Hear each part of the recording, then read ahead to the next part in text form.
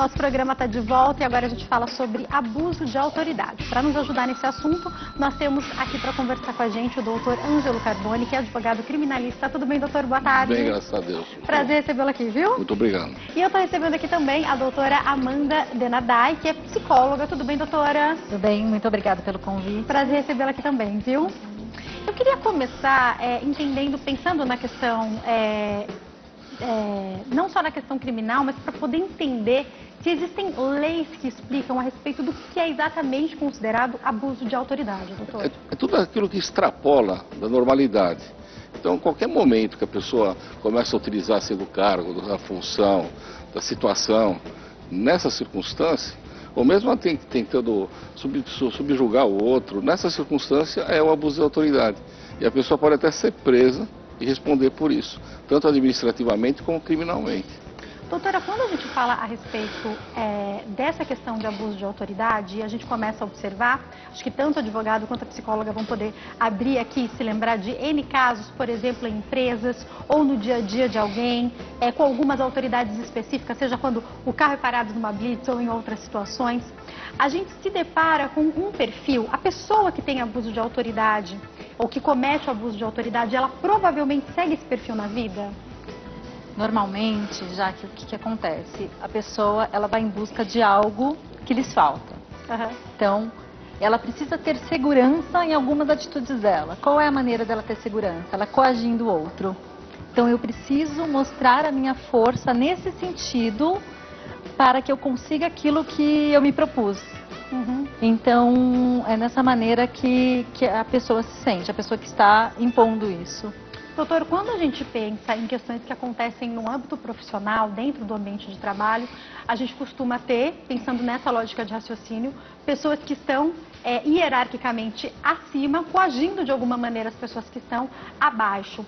Como que a gente pode, dentro de uma empresa, constatar que está havendo de fato um abuso de autoridade? Isso é um abuso moral, né? Na verdade, a pessoa, no cargo dela, ela começa a exigir certos favores. Normalmente acontece com mulheres isso aqui.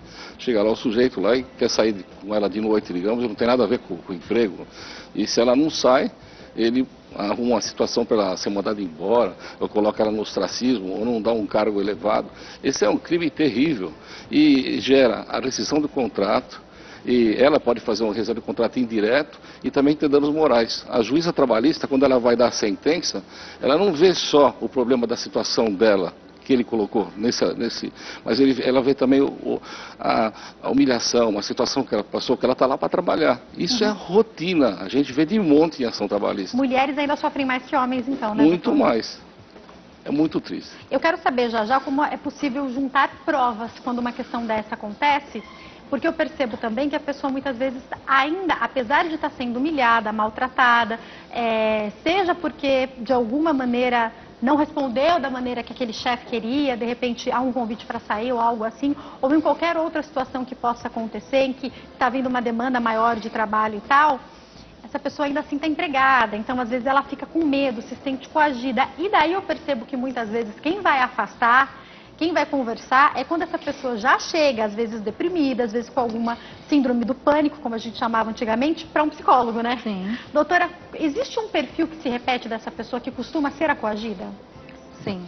Então, geralmente, as pessoas que elas se submetem e permanecem assim são pessoas com a autoestima baixa. Então, são pessoas vulneráveis, que elas estão, às vezes elas, nem é o fato dela ter autoestima baixa, mas naquele momento ela está vulnerável por alguma situação e aí ela se sente muitas vezes humilhada, ela se sente constrangida, ela se sente inferior e muitas vezes ela se cala, ela não consegue reagir.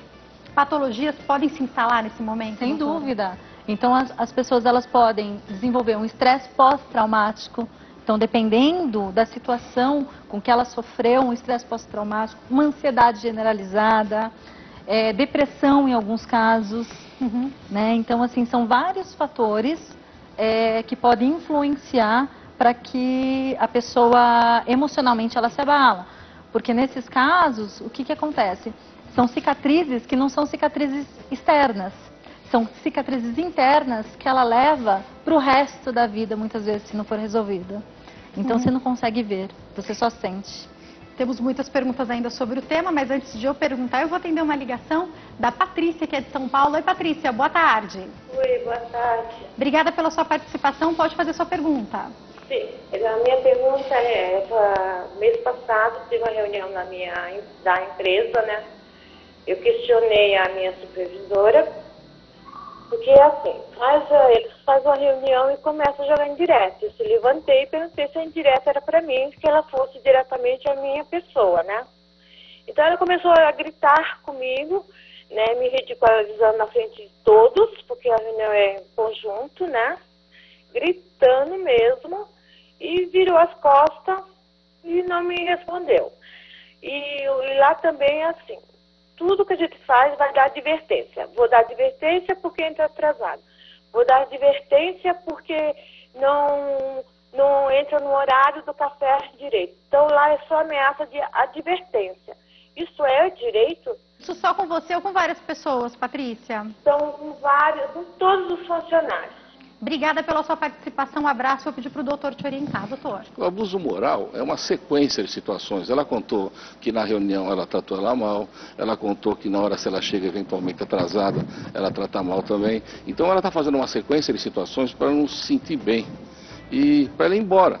E é muito mais prático ela pedir as contas do que ter de mandar ela embora, pagar os 40%, pagar aquelas despesas todas. O que você tem de fazer? Tem de filmar isso tudo, o teu celular lá, grava. Pegar outras pessoas que estão sofrendo na mesma situação, entra com uma decisão indireta, procura um advogado que entenda dessa situação, pede os danos morais e se eu fosse você também, eu pediria também, abriria um inquérito, porque o que ela está fazendo é crime. Sem contar que depois, se você entender que é necessário, tem o abuso sexual também. Até anotei aqui para a gente entrar nesse aspecto, porque eu acho que uma pontuação, uma pergunta importante, doutor, é entender quando é considerado abuso sexual. E aí, gozado, o abuso moral tem que ser uma sequência de situações. Não basta só aquela reunião que ela tratou mal ela já está dando uma sequência toda, se eu chegar atrasado, se isso. Parece assim que ela está penalizando a pessoa, maltrata. Agora, o abuso sexual é uma vez só. Só a expressão, a tentativa, já é o abuso sexual, já é possibilidade de ou ela comunicar para o superior da empresa e tomar as medidas, ou ela pedir a rescisão indireta e pedir os danos morais. Então, a situação é drástica, é aquele momento, fez aquela situação, faz. E outra coisa, se não tem prova, vai lá e faz a representação, porque é importante, é crime isso daqui, é crime apenado de 1 a 3 anos, e agora tem uma lei que vai ser muito mais forte aí, que está para sair. Então, na verdade... E vai ser como? Como deve ser essa lei, doutor? Vai criminalizar ainda mais a situação, vai ser muito mais grave, mas a pena é 1 a 3 anos. A gente não pode aceitar mais aquele patrão ou aquele sujeito que começa a pedir favores. Poxa, a mulher já sofre tanto, ela tem que trabalhar lá, tem de ir para casa depois cuidar dos filhos, tem o marido, ela tem o respeito, a dignidade, ela precisa trabalhar para sobreviver. E não é justo o que eles fazem com as pessoas. Então eu acho que só levar o processo da justiça do trabalho é legal, mas precisava ter mais alguma coisa. E esse elemento, ele não faz uma vez só. A psicóloga deve entender isso aqui. Já é uma constância para ele, ele acha que isso daqui é rotina. E isso não pode acontecer. E aí eu quero complementar perguntando à doutora, de fato as mulheres, como que é a sua, pensando na prática em consultório mesmo quando recebe, como as mulheres acabam sofrendo mais com questões como essa, às vezes até dentro de casa, né, doutora? Sim. Na verdade, eu costumo dizer que o abuso de autoridade muitas vezes começa dentro de casa. Então, pegamos muito isso em consultório e por uma questão de dependência, muitas vezes, e não é dependência, muitas vezes financeira, é dependência emocional, a pessoa está ligada àquilo. Uhum. E como o autor, né, dessa situação, o agressor, ele mantém-se e sabe que a vítima não vai fazer nada ao contrário para que isso termine, ele cada vez mais tem força, então ele se fortalece. Então, diversas atitudes dissimuladas, ele vai fortalecendo e as mulheres muitas vezes vão ficando coagidas de fato. E às vezes a gente fala dessa tentativa que a gente percebe no âmbito da violência doméstica, que também traz um abuso de autoridade. Esse homem agressor, esse companheiro agressor, seja marido, seja de fato alguém com quem ela está morando junto, que às vezes nem é marido, às mas vezes é filho. às vezes é o filho. A gente vê casos de idosos também que acabam sofrendo com isso. coagem de tal maneira a pegarem todo o dinheiro, que também tem uma questão aí que entra, e pior, muitas vezes querem fazer com que essa mulher fique tão dependente que não deixam com que ela saia para trabalhar, sair com as amigas jamais, afastam da família. Tudo isso deve ir criando, doutora, a senhora falou uma coisa interessante, não necessariamente era uma pessoa com problema de autoestima, mas por várias situações isso pode ir nutrindo algo que mude e transforme aquela pessoa em alguém com baixa autoestima, não? Sim, a personalidade daquela pessoa, ela pode se enfraquecer, sem dúvida nenhuma. Então ela pode se tornar uma pessoa insegura, uma pessoa com medo, coisas que lá atrás ela não era perfil daquela pessoa. Então isso tudo influencia de uma maneira negativa, tragicamente, vamos dizer assim. Doutora, eu quero já ir para a questão dos maridos, mas antes deixa eu só fazer uma pergunta para não ficar faltando aqui, que é a questão das provas, seja de um abuso moral ou de um abuso sexual, pensando no âmbito profissional, o que pode servir como prova e o testemunho de alguém, se alguém tiver coragem, um colega de trabalho tiver coragem de contar aquilo que ele viu ou também vivenciou, é importante? É difícil porque, na verdade, ele trabalha, ele depende do emprego, né? E no momento que ele for lá se testemunhar para ele, vai perder o emprego também. E ele vai sair fora, vai começar a não comparecer nas audiências, a audiência trabalhista, você tem que levar a pessoa lá e não quer ir. Então é uma situação, o melhor que tem para você é gravar, é arrumar uma situação que você grava e mostra para a juíza lá e não tem situação. Também de WhatsApp, por exemplo, isso tudo. Prova, também, mas olha, vamos imaginar o seguinte, ele está cantando a pessoa, né? Ele vem lá e fala, ele não vai abrir ou vai escrever isso daí. É velada a situação. O melhor que ela tinha para fazer, se ela já está achando que ele está fazendo uma situação dessa, é ir já com o gravador lá e ficar escutando ele falar. É a melhor prova que tem e não traz problema para os outros funcionários. Agora, à medida que eles veem, ela entra com a ação, ela ganha, os danos morais às vezes é 10 vezes o valor da rescisão do contrato dela, e ainda existe um procedimento criminal, aí a empresa vai fazer alguma coisa. Se for o dono, ele vai fechar. E se for um superior dela lá, vai mandar ele embora. É muito sério. Agora, aquela situação que você estava falando aqui, da família, aí já é crime previsto na Lei Maria da Penha. Aí é diferente, tudo é uma estrutura toda inteira. A mulher que ela é ameaçada pelo marido, só ameaça verbal, só um palavrão, só um xingamento, já é crime. Ela vai na delegacia da mulher e faz o BO na hora lá e ele responde.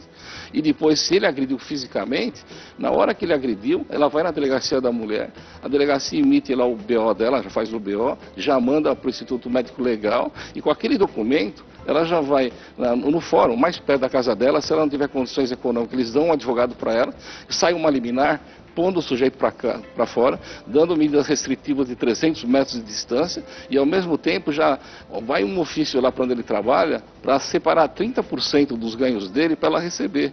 Doutor, então, isso é rápido, de fato? Eu faço isso em 4 horas, mas dá para fazer em menos. É rápido e todo mundo está direto para ajudar a mulher numa situação como essa. Doutor, aí eu estendo uma pergunta. Muitas mulheres eu percebo que têm medo, que falam, depois eu vou voltar para casa não e volta. ele vai aparecer. Isso. Explica. E, aliás, eu vi uma medida que está sendo usada já em alguns estados interessante, que é um aparelho que apita se esse homem se aproximar. Isso. Que eu acho que traz mais segurança ainda para essa mulher. Fala com a gente sobre isso. Na verdade é o seguinte, é uma situação. O grande problema da mulher é que ela faz e depois ela desiste, e aí que dá o problema. Da ameaça, vai para a agressão. Ela acaba voltando. Né? Mas é rotina isso daí, é rotina. Eu já tenho cada caso lá que... Mas, na verdade, o que você tem que fazer? Ele começou a berrar com você. Normalmente isso acontece em união estável. Casamento é mais difícil. União estável, ele fica lá 10 anos com você, depois ele não quer mais. Aí ele começa a te xingar, depois bate em você, você não reclama, volta para casa do teu pai, tá tudo no nome dele, fica tudo para ele, acabou. É o que o sujeito quer. Então já é máquina. A doutora vai explicar isso direito. Mas o que você tem que fazer? Chegou lá em casa e começou a te xingar. Pega a empregada, ou pega lá a vizinha lá e vai na delegacia da mulher. Você vai ver o que a delegada vai fazer para ele. Vai chamar o sujeito lá e ele vai voltar mansinho. Mas vamos imaginar que ele agrediu você, já o negócio é físico, já é uma tentativa de homicídio ou lesão corporal grave. Imediatamente vai para a delegacia da mulher, eles vão por gente atrás dele. Mas o importante é que junto com ele vem essa medida protetiva, podem colocar inclusive aquela tornozeleira no pé dele para ele chegar perto lá, que ela falou. Mas o importante de verdade é a separação de corpos, é impedir que ele volte para casa e, ao mesmo tempo, ter garantias econômicas. O teu advogado vai fazer isso ou a Defensoria Pública vai fazer. Mas é gozado, no mesmo dia dá para fazer tudo isso. E no mesmo dia você vai ficar livre do sujeito. Se ele só ameaçou, não chegou à agressão, ele não vai poder entrar mais em casa. Se ele agrediu você, ele vai ser capturado e vai lá e provavelmente vai ser preso em flagrante. E não pode mais, porque vai para cadeia hoje em dia. E se ele matou você, não tem o que fazer, filha. E eu estou cheio de caso lá, que eu consigo 22 anos de cadeia para o sujeito que matou o marido, mas que adianta? A minha cliente não está lá. Então tem que fazer tudo para não acontecer isso. Doutor, o que o senhor está apontando é tão importante. A gente está recebendo, eu vou estender agora para a doutora Amanda uma pergunta, porque a gente está recebendo muitas ligações de desabafo. E aí, se você quiser, inclusive, fazer sua pergunta e não quiser se identificar, pode, tá? Mas eu acho que a gente tem algo muito importante, doutora, que o doutor vive na prática, e com certeza a senhora também, e eu já ouvi inúmeros casos, justamente da mulher que, por algum motivo, não tem força para ir até o fim. A gente sabe que hoje ela não pode mais retirar aquela queixa que ela fez, mas ela muitas vezes fala, ele disse que ia mudar. E nessa volta, muitas vezes, é quando acontece um acidente grave ou até a morte dessa mulher. Sim. Doutora, qual que é a orientação para quem nos assiste hoje? Eu vou perguntar primeiro sobre as mulheres, depois eu vou estender para os homens, mas para as mulheres que estão sofrendo com algum tipo de abuso de autoridade, seja alguém dentro de casa ou mesmo no ambiente de trabalho, que pensam, eu não tenho força para ir até o fim. Sim. Primeiro assim, ela tem que ter a consciência de que ela precisa aceitar a situação e ir até o fim, como diz o doutor, ok? Que ela está correndo um risco. Então, nós recebemos em consultórios diversos casos também, mas a pessoa, ela vai até metade do caminho e volta, porque eu tenho meus filhos, eu não trabalho fora. Eu estou afastada da minha família muitas vezes. Eu estou afastada, eu me afastei dos meus amigos, eu me afastei da minha família. E aí, como que eu vou fazer para minha vida prosseguir em diante? Sendo que ela pode não ter uma outra oportunidade, porque aquela agressão, ela pode se tornar uma coisa fatal para ela, né? Então, assim, ter consciência e ir adiante, sim. Então, assim, fazer a denúncia, procurar um tratamento que ajude psicológico para ela e para os filhos, muitas vezes. Às vezes não tem coragem de primeira na delegacia? Procura um psicólogo, procura, de repente, uma amiga, liga para a mãe, que às vezes essa pessoa teve o elo cortado com a família, que é o que acontece muitas vezes com essa mulher. As pessoas, elas têm vergonha, muitas vezes, de expor aquilo. Então, muitas vezes, pessoas próximas a elas não sabem o que está acontecendo. Quem vê de fora pensa que é a relação perfeita, né? Não sabe o que está acontecendo. Então, por isso que até mesmo muitas mães, irmãs, não sabem o que está acontecendo ali dentro. Então, assim, buscar ajuda com um profissional, buscar ajuda para alguém que ela confie. Se uma mulher conta pra gente, seja você homem ou mulher que me assiste, que está passando por essa situação e você fala como eu faço para ajudar, qual que deve ser o primeiro passo, doutora, para a gente poder ajudar alguém? Encaminhar para um psicólogo, tentar levar à delegacia? Qual que é essa orientação? Primeiro, acalmá-la, né, e tentar fazer com que ela perceba o risco que ela está correndo naquela situação. Então, a pessoa, ela tem que ter consciência que a primeira coisa, ela é salvar a própria vida, né? Então, ela tem que ter essa consciência. E aí, ir em busca ou de uma delegacia, ou em busca de um profissional, de um psicólogo, alguém que ela confie, para que ela consiga colocar isso que ela está sentindo, o que ela está passando, para outras pessoas poderem ajudá-la. Ajudá-la. Né? Doutor, antigamente a gente falava que em briga de marido e mulher não se mete a colher. Há alguns anos eu recebi a ligação de uma pessoa que me falou. Na verdade foi uma mensagem, a pessoa me falou: ele está me batendo muito, acho que vou morrer. Eu tinha o endereço e eu não pensei duas vezes, querendo ela ou não, eu liguei para a polícia. Doutor, a gente deve fazer isso? Fez muito bem. O grande problema de verdade, olha, vamos imaginar, eu tenho caso lá que a pessoa vem arrebentada. Eu já tive um caso lá que o sujeito era candidato a senador. Ele arrebentou a mulher, quebrou ela de pau lá. Ela chegou no escritório praticamente sem roupa, com a roupa que ela estava na cama quando ela apanhou. Aí você abre um processo intenso, você consegue abrir um inquérito, consegue a separação de corpos, põe ela para dentro de casa, faz toda aquela estrutura. De repente ela aparece e fala que ela caiu da escada. Então, às vezes, a culpa de verdade não é nem na conversa que ela teve lá com a psicóloga ou com a delegada, a culpa é dela. Ela aceitou essa situação e ela perdoa. Eu tenho um caso também lá no escritório que a pessoa vai até o fim, quando chega na hora da sentença, às vezes o juiz conversa com a vítima, com a mulher, eu falo: excelência, ele trabalha, ele é o provedor dos meus filhos. Se eu só pôr ele na cadeia, o que eu vou comer, né? O que eu vou comer? Aí o que ele faz? Ele dá medidas restritivas, faz ele ficar lá numa creche tomando conta de criança machucada, coloca ele para ficar no hospital, uma medida paliativa. Mas, gente, o que eu digo é o seguinte, ó, se fosse você está sendo ameaçado, não adianta em conversar. Todo mundo sabe o que vai falar? Olha, pensa na família, pensa nos filhos, mas ninguém pensa em você. você tem de contar para a delegada. A delegada está especializada nisso. Depois, você vai procurar uma psicóloga para dar apoio. Mas ele pagando. Eles vão fazer ele dar o dinheiro para você pagar. E outra coisa, a vida de você é importante porque você vai criar teus filhos. Se você morrer, como é que fica essas crianças na mão desse marginal? Que situação, tudo isso a gente tem de preocupar. É muito sério. E outra coisa, se foi só uma ameaça, se foi só um xingamento, se ele ficou falando mal de você na rua lá, ele vai receber uma reprimenda proporcional, ele não vai para cadeia. Mas se ele começar a crescer e agredir você, como é que você fica? Hein? Não é legal. A gente vê essas fotos na TV, a gente fica impressionado. Está na hora de você fazer alguma coisa, tem que começar de você. Quero fazer uma pergunta para os dois agora. O Lúcio de Fortaleza pergunta se tudo que a gente está falando serve também no caso contrário, para quando a mulher agride o homem. E eu vou estender, começando a perguntar para a doutora, foi a Lúcia que perguntou, né? Obrigada pela sua participação, Lúcia. Eu quero estender a doutora entendendo. Quando é o homem que está sofrendo agressão, seja em casa, e a gente pensa que a agressão física seja mais difícil, porque geralmente o homem é mais forte do que a mulher, mas até no âmbito profissional, quando na hierarquia é uma mulher que está acima e o homem que está abaixo, ele sente muitas vezes vergonha de admitir que está sofrendo com abuso de autoridade de uma mulher. Sim. Como que fica a questão psicológica do homem nesse caso? Ele se sente inferior totalmente, porque para a sociedade, o homem ali dentro de casa ainda é o que comanda, por mais que a mulher esteja ali conseguindo, né, já tem o seu espaço, mas para ele, para o homem, é ele que é o chefe ali. Uhum. E isso faz com que ele se sente totalmente inferior e jamais vai sair espalhando por aí como uma mulher. Ele não vai chegar num amigo, senão ele vai ser motivo muitas vezes de chacota. E isso acaba influenciando, a pessoa acaba se fechando mais, se reservando mais, se isolando. E aí patologias também podem surgir, né, doutora? Demais. Doutor, no caso, complementando aqui a pergunta da Lúcia, quando é o contrário, né? Quando é o homem que está sofrendo, então, esse tipo de abuso de autoridade, ou dentro de casa, a gente já leu e ouviu relatos de mulheres que jogam água quente, que machucam o mesmo companheiro.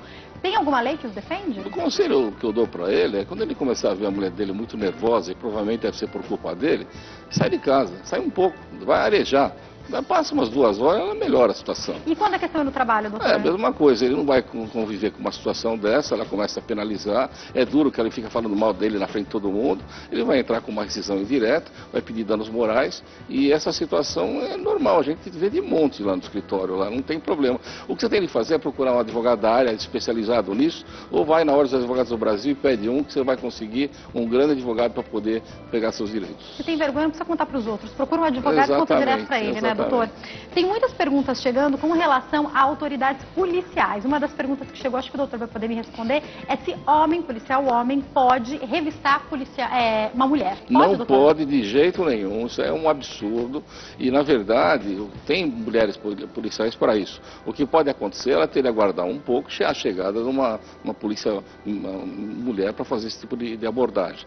Mas, de qualquer forma, a gente tem que pensar no seguinte, às vezes nós estamos diante de uma situação de tráfico de entorpecente, numa situação assim que não tem outra autonomia, ele tem de prender a pessoa, mas vai do momento, e vai da situação, e vai do lugar. Mas olha, já não é só isso daí, não. Tem balada, essas festas aí, que lá vem a moça entrando, eles começam vem um homem, vem outra mulher e começa a agredir a pessoa. Isso é crime, pega de 1 a 3 anos. E a empresa, o lugar, o bar, ou sei lá que coisa que tem lá dentro, também responde criminalmente e indenizatoriamente. Você não pode permitir uma situação como essa. Se eu fosse você, quando aparece lá um homem, você não vai deixar. E outra coisa, tem situações também que outra mulher aparece lá e ela faz uma revista acima da moralidade. A moral, nessa circunstância, tem de reclamar também. E não tem de ficar esperando lá, não. Vai na delegacia e faz o BO lá, você vai ver como para com isso e outras pessoas vão aparecer na mesma situação. Doutor, outra situação que chegou para nós até conversávamos a respeito disso. Eu já ouvi várias vezes relatos de professores falando que os pais, de alguma maneira, principalmente em escolas públicas, mas também, principalmente em escolas particulares, mas também em escola pública, de alguma maneira os coagem na hora que o filho vai mal ou na hora que vai repetir. Teve um caso específico de uma pessoa que eu conheço que disse que era um policial e na hora de resolver por que o filho ia ou não ia passar de ano e as notas ruins, ele simplesmente pegou a arma, colocou em cima da mesa e falou: agora a gente vai conversar sobre a situação do meu filho. Com certeza, uma maneira de coagir os professores. Doutor, quando situações como essa acontecem, o que é possível fazer? Numa situação como essa, como ele é policial, o infeliz vai pegar um procedimento administrativo e provavelmente vai ser posto para fora. Ao mesmo tempo, o abuso do poder que ele fez lá, aquela pressão, ele vai responder a um processo crime de ameaça. E ainda com uma arma lá, é uma tentativa de ameaça de morte. É um crime terrível. Então ele vai responder um processo administrativo e um processo na corporação dele. O que pode valer como prova, doutor? Só o fato de ele mostrar a arma, tem gente que testemunha estava ali, junto. duas pessoas estarem ali, Exatamente, já não, mas ela tem que fazer isso na hora. Agora, o grande problema, de verdade, você não sabe, você não viu o rapaz que quebraram o braço dele sem nada, foi na televisão? Eu não entendo aquilo lá. Ele estava contido, ele estava nervoso, e eles foram lá e quebraram o braço dele, mas isso daí extrapola a normalidade. Mataram Isso um menino recentemente, né? Eram seguranças de um local. O menino já estava, como o senhor falou, contido, eles mataram o menino. Então... Aquele que estava enforcado, né? Isso. Então isso é excesso. A gente nota que as pessoas não estão gabaritadas para ocupar aqueles cargos relevantes de importância. Então eles vão lá e acham naquele momento lá que eles são deuses e matam as pessoas. Mas eles vão responder, vão pegar a pena de 20, 25 anos de cadeia. É terrível isso daqui. Agora o que a gente tem que fazer é tomar cuidado e não se meter numa situação como essa. Na hora não reagir, né, doutor? Exatamente. Depois você procura a polícia, mas de repente na hora eu fico imaginando essas professoras. Se elas reagem, a gente não sabe se o cara tá nervoso, se ele vai dar um tiro, então na hora não tem a calma e sair de lá e chamar a polícia. Né? Ele não é polícia, ele está lá como pai de aluno, é muito triste aqui. Doutora, o que o doutor fala me chama muita atenção, ele citou aqui a questão dos seguranças também, é entender, será que esse perfil mais autoritário, ele já procura profissões onde ele possa exercer ainda mais essa autoridade dele? Pode ter uma patologia por trás disso? Sim. A gente precisa conhecer o histórico dessa pessoa para saber o tipo de atitudes, de ações, principalmente para uma pessoa que está no papel ali de defender a sociedade, de coagi-la dessa maneira. Como a gente pode ter medo de parar numa blitz? A gente tinha que ter total segurança de parar numa blitz. E me preocupa muito a questão da escola, porque não é só os professores, são os alunos, porque isso acaba sendo divulgado. E aqueles alunos, aquelas pessoas, aquelas crianças, qual a imagem que elas terão de uma pessoa para defender a nossa sociedade? Então, será que realmente eu posso confiar? Ou eu posso pegar, me sentir acuada? Ou realmente começar a discriminar esses profissionais? Porque não me passa. Então, são muitos fatores ali dentro, principalmente quando se diz respeito à criança, seja dentro de casa, seja no ambiente escola.